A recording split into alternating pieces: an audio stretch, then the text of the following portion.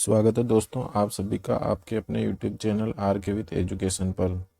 दोस्तों आज हम बात करेंगे राजस्थान की कला एवं संस्कृति में नए अध्याय, राजस्थान के प्रमुख लोक देवताओं के बारे में। इससे पहले हम राजस्थान की चित्रकला, राजस्थान के संत एवं साहित्य, इन दोनों विषयों पर बात कर चुके हैं। यदि आप इन प्रश्नों को PDF के रूप में चाहते हो तो आप आर के with education Telegram channel join कर सकते हो। ये सारे प्रश्न या तो पिछली परीक्षा में आए हुए हैं या मानक पुस्तकों पर आधारित है। तो देखते हैं आज का पहला प्रश्न। प्रश्न नंबर 1 दे रखा है, मुस्लिम समाज के लोक देवताओं को क्या कहा जाता है। ऑप्शन 1 दे रखा है मौलवी, ऑप्शन 2 दे रखा है काजी, ऑप्शन 3 दे रखा है पीर, ऑप्शन 4 दे रखा है परवर्तिकार। तो इसका सही आंसर रहेगा मुस्लिम समाज के लोक देवताओं को कहा जाता है पीर, और हिंदुओं में कहा जाता है लोक देवता। हिंदुओं में कहा जाता है लोक देवता। इसके बाद में प्रश्न नंबर 2 है, निम्न में से कौन सा पंच पीरों में शामिल नहीं है। ऑप्शन 1 दे रखा है रामदेव जी, ऑप्शन 2 दे रखा है तेजा जी, ऑप्शन 3 दे रखा है बाबू जी, ऑप्शन 4 दे रखा है गोगा जी। तो निम्न में से कौन सा पंच पीरों में शामिल नहीं है। तेजा जी, तेजा जी महाराज पंच पीरों में शामिल नहीं है। तो पंच पीरों में कौन कौन से हैं। पंच पीरों में पहला है रामदेव जी, दूसरे बाबू जी, तीसरे गोगा जी, चौथे हड़बू जी, और पांचवे हैं मेहाजी मांगड़िया जी मांगलिया। ये सारे किस्में हैं पंच पीरों में, पंच पीरों में। तो इसका सही आंसर रहेगा तेजा जी को पंच पीरों में शामिल नहीं किया गया है। इसके बाद में प्रश्न नंबर 3 दे रखा है, बाबेरी बीज कब आती है। भाद्रपद कृष्ण द्वितीया, भाद्रपद शुक्ल द्वितीया, भाद्रपद कार्तिक शुक्ल तृतीया, और चौथा दे रखा है कार्तिक शुक्ल द्वितीया। तो भाद्रपद शुक्ल द्वितीया को आती है बाबेरी बीज। इस दिन ये अपने रामदेव जी हैं, रामदेव जी का जन्म हुआ था भाद्रपद शुक्ल द्वितीया।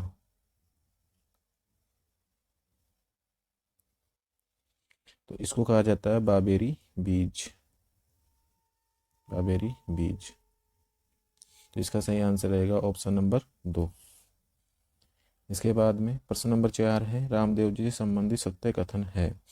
ऑप्शन 1 दे रखा है, इन्हें श्री कृष्ण या विष्णु का अवतार माना जाता है। इनका जन्म उडुकास में शिव तहसील बाड़मेर में हुआ। इनके पिता अजमाल जी और माता मेनादे थे। और ऑप्शन 4 दे रखा, उपयुक्त सभी कथन सही है। तो रामदेव जी संबंधित सत्य कथनों में पहला दे रखा है, इन्हें श्री कृष्ण या विष्णु का अवतार माना जाता है, बिल्कुल सही है। इनका जन्म उडुकास में शिव तहसील बाड़मेर हुआ है, ये कथन भी सही है। इनके पिता अजमाल जी और माता मेणादे थे, ये कथन भी सही है। इसका सही आंसर रहेगा उपयुक्त सभी कथन सही है। इसके बाद में प्रश्न नंबर 5 है, रामदेव जी के उपनाम हैं। ऑप्शन 1 दे रखा है रामसा पीर, ऑप्शन 2 दे रखा है रूणेचरा धनी, ऑप्शन 3 दे रखा है लीले घोड़े वाले बाबा, और ऑप्शन 4 दे रखे हैं उपयुक्त सभी। तो रामदेव जी के उपनाम है, रामसा पीर भी हैं, रूणेचरा धनी भी है, लीले घोड़े वाले बाबा भी हैं। इसका सही आंसर रहेगा उपयुक्त सभी। एक तो है लीले घोड़े वाले बाबा, लीले घोड़े वाले बाबा, ये तो है रामदेव जी, और एक है घोड़े वाले बाबा, घोड़े वाले बाबा, ये है colonel James Tod, colonel James Tod. ये किसके लिए कहा जाता है, कर्नल जेम्स टोड के लिए। घोड़े वाले बाबा कर्नल जेम्स टोड, और लीले घोड़े वाले बाबा रामदेव। इसके बाद में प्रश्न नंबर 6 है, रामदेव जी से संबंधित सत्य कथन है। ऑप्शन 1 दे रखा है उनके शब्दावली संबंधित कुछ कथन दे रखे हैं। ऑप्शन 1 दे रखा है रिखिया। रिखिया क्या होता है, रामदेव जी के मेघवाल जाति के भक्त, मंदिर रामदेवरा, गुड़ले कपड़े से बने घोड़े, और ऑप्शन 4 दे रखा उपयुक्त सभी कथन सही है। तो रिखिया क्या होते हैं, रामदेव जी की जो मेघवाल जाति के भक्त होते हैं उन्हें क्या क्या कहा जाता है, रिखिया। क्या कहा जाता है, रिखिया। तो ये बात सही है। रामदेव जी के मंदिर को कहा जाता है रामदेवरा, ये बात भी सही है। गुड़ले किसे कहते हैं, कपड़े से बने रामदेव जी के छोटे घोड़े, कपड़े से बने घोड़ों के कहते हैं गुड़ले। और चरणों को कहा जाता है पगल्या, चरणों को क्या कहा जाता है, पगल्या, पगल्या। और ध्वजा को कहा जाता है नेजा, नेजा। मंदिर को हो गया देवरा या रामदेवरा, या तो देवरा या रामदेवरा। इसका सही आंसर रहेगा उपयुक्त सभी। रामदेव जी की ध्वजा जिसे नेजा कहा जाता है कितने रंगों से बनी होती है? ऑप्शन एक दे रखा है 3 रंगों से, ऑप्शन 2 दे रखा है 4 रंगों से, ऑप्शन तीन दे रखा है 6 रंगों से, ऑप्शन 4 दे रखा है 5 रंगों से। तो रामदेव जी की ध्वजा जिसे क्या कहा जाता है? नेजा। किसे क्या कहा जाता है? नेजा। और कितने रंगों से बनी होती है? 5 रंगों से। तो इसका सही आंसर रहेगा आंसर नंबर 4, 5 रंगों से। प्रश्न नंबर 8 है, रामदेव जी से संबंधित सत्य कथन है। ऑप्शन एक दे रखा है, इनके गुरु का नाम बालीनाथ था, इनकी बहन सुगनाबाई और डालीबाई जो धर्म की बहन थी, इनकी शिष्या आई माता है, और ऑप्शन 4 दे रखा है, उपयुक्त सभी कथन सही है। तो रामदेव जी के गुरु का नाम बालीनाथ है, ये बात सही है। इनकी बहन थी सुगनाबाई और एक थी डालीबाई जो जो इनकी धर्म बहन थी, तो ये बात भी सही है। इनकी शिष्या आई माता है, ये बात भी सही है। तो इसका सही आंसर रहेगा उपयुक्त सभी कथन सही है। इसके बाद में प्रश्न नंबर 2 दे रखा है, प्रश्न नंबर 9 दे रखा है, रामदेव जी के मंदिर स्थित है। ऑप्शन एक दे रखा है रामदेवरा रुणेचा जैसलमेर में, ऑप्शन 2 दे रखा है मसूरिया जोधपुर, मसूरिया पहाड़ी जोधपुर में, एक दे रखा है बिराठिया पाली, और ऑप्शन 4 दे रखा है उपयुक्त सभी सही है। तो रामदेव जी का मंदिर रामदेवरा में भी है, मसूरिया पहाड़ी जोधपुर में भी है, और बिराठिया पाली में भी है। तो इसका सही आंसर रहेगा उपयुक्त सभी। और मसूरिया पहाड़ी जोधपुर में इनके गुरु बालीनाथ जी की समाधि भी है, बालीनाथ की समाधि भी है, समाधि भी है।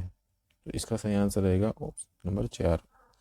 इसके बाद में है, राजस्थान का मिनी रामदेवरा कहाँ पर स्थित है? ऑप्शन एक दे रखा है राजस्थान का मिनी रामदेवरा, ऑप्शन एक दे रखा है मसूरिया पहाड़ी जोधपुर, ऑप्शन 2 दे रखा है खुंडियास अजमेर, ऑप्शन 3 दे रखा है बिराटिया पाली, ऑप्शन 4 दे रखा है रामदेवरा रुणेचा। तो राजस्थान का मिनी रामदेवरा है खुंडियास अजमेर में। कहाँ है? खुंडियास अजमेर में। और भारत का मिनी रामद्वारा, भारत का मिनी रामदेवरा, मिनी रामदेवरा यह है गुजरात में। कहाँ पर है? गुजरात में। और राजस्थान का मिनी रामदेवरा कहाँ है? खुंडियास अजमेर में। कहाँ पर है? खुंडियास अजमेर में। 3 प्रश्न हो गए। एक तो भारत का मिनी रामदेवरा ये है गुजरात में, और राजस्थान का मिनी रामदेवरा है खुंडियास अजमेर में, और रामदेवरा कहाँ है? रामदेवरा रुणेचा जैसलमेर में, जैसलमेर में, जैसलमेर। तो इसका आंसर हो गया खुंडियास अजमेर में। इसके बाद में प्रश्न नंबर 11 दे रखा है, रम्मत लोक नाट्य की शुरुआत से पहले कौन से लोक देवता के गीत गाए जाते हैं? ऑप्शन एक दे रखा रामदेव जी, ऑप्शन 2 दे रखा पाबू जी, ऑप्शन 3 दे रखा गोगा जी, ऑप्शन 4 दे रखा है तेजा जी। तो रम्मत लोक नाट्य की शुरुआत से पहले रामदेव जी के गीत गाए जाते हैं। किसके गीत गाए जाते हैं? रामदेव जी के गीत। रामदेव जी के गीतों को कहा जाता है ब्यावले। क्या कहा जाता है? ब्यावले। और जागरण को कहा जाता है जम्मा, जागरण को कहा जाता है जम्मा। ध्वजा हो गई इनकी नेजा, चरण हो गए पगल्या, रिख्या हो गई मेघवाल जाति के भक्त, और मंदिर हो गया देवरा या रामदेवरा, देवरा या रामदेवरा। और कपड़े से बने घोड़े हो गए घुड़ले, कपड़े से बने घोड़े घुड़ले। और राम जो नेजा है वो होती है 5 रंगों की, 5 रंगों की। इसके बाद में इसका तो हो गया सही आंसर ऑप्शन नंबर 1, रम्मत लोकनाट्य की शुरुआत से पहले कौन से गीत गाए जाते हैं? रामदेव जी गीत गाए जाते हैं। प्रश्न नंबर 12 दे रखा है, रामदेव जी के भक्त हैं। ऑप्शन 1 दे रखा है रत्ना राय का, ऑप्शन 2 दे रखा है लक्की बंजारा, ऑप्शन 3 दे रखा है हरजी भाटी, और ऑप्शन 4 दे रखा है उपयुक्त सभी का सही है।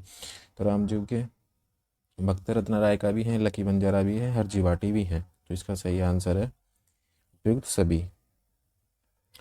ये प्रश्न नंबर 13 काफ़ी बार एग्जाम में पूछा जा चुका है। प्रश्न नंबर 13 है, सांप्रदायिक सद्भावना का प्रतीक किसके मेले को माना जाता है?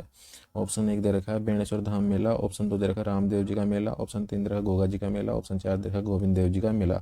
तो सांप्रदायिक सद्भावना का प्रतीक कौन से मेले को माना जाता है? रामदेव जी के मेले को, जो कब लगता है? भाद्रपद शुक्ल द्वितीया से लेकर भाद्रपद शुक्ल द्वितीया से शुक्ल दशमी तक, द्वितीया से दशमी तक, दशमी तक। इसका सही आंसर रहेगा रामदेव जी का मेला। इसके बाद में प्रश्न नंबर 14 है, रामदेव जी की आराधना में कौन सा नृत्य किया जाता है?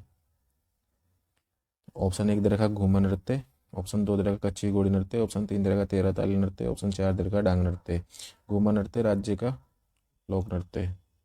राज्य का राज्य नृत्य, राज्य नृत्य। राजस्थान का राज्य नृत्य है घूमर नृत्य। नृत्यों की आत्मा, नृत्यों का सिरमौर आदि कहा जाता है इसे। लेकिन रामदेव जी की आराधना में किया जाता है तेरह ताली नृत्य। कौन सा नृत्य किया जाता है? तेरह ताली नृत्य। इसके बाद में प्रश्न नंबर 15 है, परछा बावड़ी का संबंध किस लोक देवता से है? ऑप्शन 1 दे रखा है रामदेव जी, ऑप्शन 2 दे रखा गोगा जी, ऑप्शन 3 दे रखा पाबू जी, ऑप्शन 4 दे रखा हड़बू जी। हड़बू जी। इसका सही आंसर रहेगा परछा बावड़ी का संबंध है रामदेव जी से। किससे संबंधित है? रामदेव जी से। इसके बाद में प्रश्न नंबर 16 दे रखा है, पीरों के पीर किन्हें कहा जाता है? ऑप्शन 1 दे रखा है रामदेव जी, ऑप्शन 2 दे रखा है तेजा जी, ऑप्शन 3 दे रखा है गोगा जी, ऑप्शन 4 दे रखा है पाबू जी। तो पीरों का पीर भी किन्हें कहा जाता है? रामदेव जी को। तो इसका सही आंसर हो गया रामदेव जी। इसके बाद में प्रश्न नंबर 17 दे रखा है, रामदेव जी की फड़का वाचन किस जाति के भोपों के द्वारा किया जाता है? ऑप्शन 1 दे रखा है गुज्जर जाति के, ऑप्शन 2 दे रखा है कामड़ जाति के, ऑप्शन 3 दे रखा है माली जाति के, ऑप्शन 4 दे रखा है कुमार जाति के। रामदेव जी की फड़का वाचन किया जाता है कामड़ जाति के भोपों के द्वारा। किसके द्वारा किया जाता है? कामड़ जाति के भोपों के द्वारा। इसके बाद में प्रश्न नंबर 18 है, रामदेव जी की फड़का वाचन किस वाद्य यंत्र के साथ किया जाता है? ऑप्शन 1 दे रखा है जंतर, ऑप्शन 2 दे रखा है हारमोनियम, ऑप्शन 3 दे रखा है सारंगी, ऑप्शन 4 दे रखा है रावणत्ता। तो रामदेव जी की फड़का वाचन किया जाता है रावणत्ता वाद्य यंत्र के साथ कामड़ जाति के भोपों के द्वारा। कौन सी जाति के? कामड़ जाति के भोपों के द्वारा। तो इसका सही आंसर हो गया रावण हत्ता। प्रश्न नंबर 19 है, एकमात्र लोक देवता जो कवि भी थे।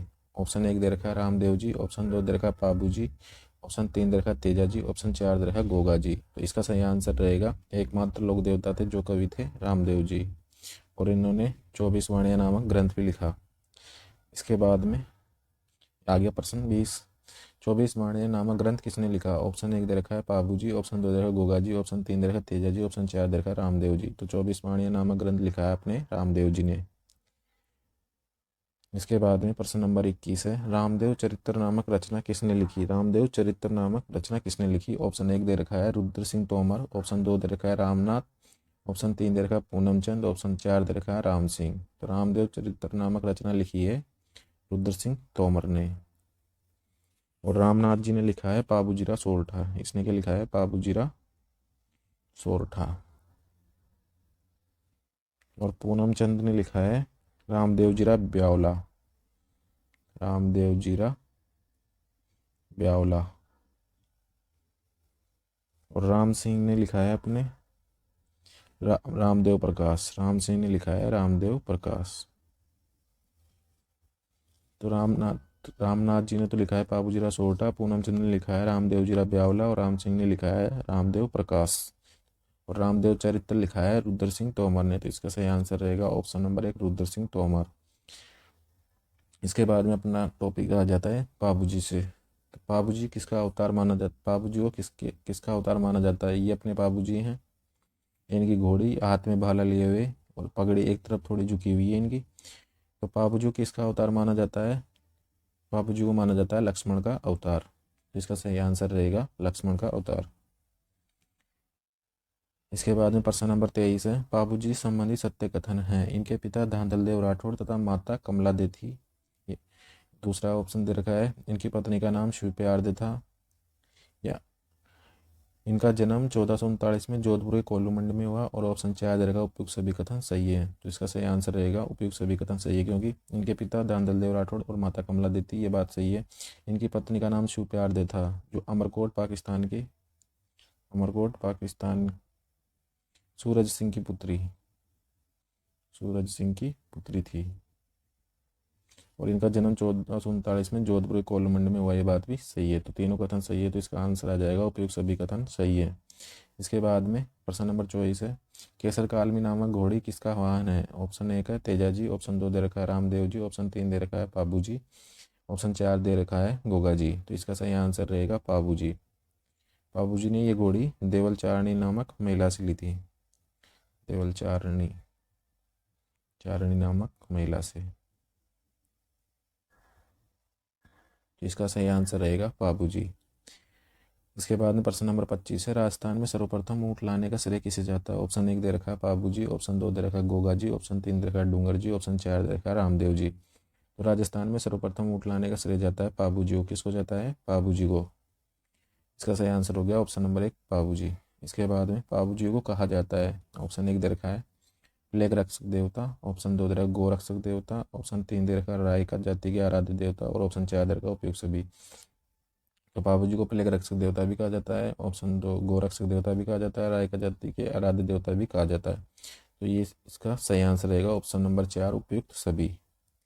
इसके बाद में प्रश्न नंबर 27 दे रखा है सर्वाधिक प्रचलित फड़ कौन से लोक देवता की हैं? ऑप्शन 1 दे रखा है पाबूजी, ऑप्शन 2 दे रखा है घोगा जी, ऑप्शन 3 दे रखा है तेजा जी, ऑप्शन 4 दे रखा है रामदेव जी। तो सर्वाधिक प्रचलित फड़ है पाबूजी महाराज की। कौन सी की? पाबूजी महाराज की।